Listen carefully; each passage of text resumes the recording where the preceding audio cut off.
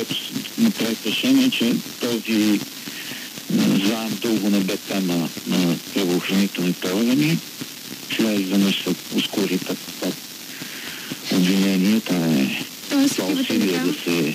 Че вероятно това е някакъв вид удар срещу Ахмед Доган, който...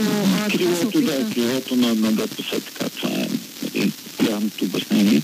Това е крилото, кое е крилото на Пеевски, имате предвид, такова крилото на Доган? Да, така, това е популярното обяснение.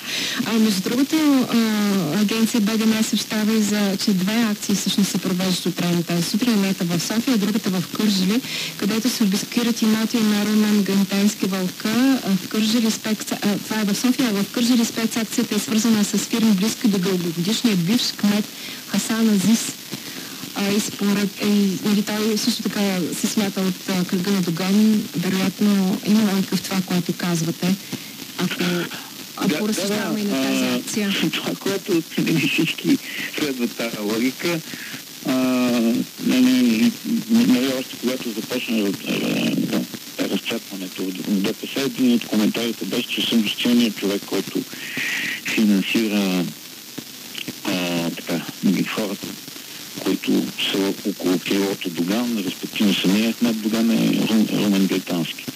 Но аз в моменти има от неговата биография, собственост и така нататък. Очевидно, така известно има в да наречем българските политически и икономически конфликти, защото примерно сблъсъка за почистването на София в този момент, да кажем 2007 се водеше между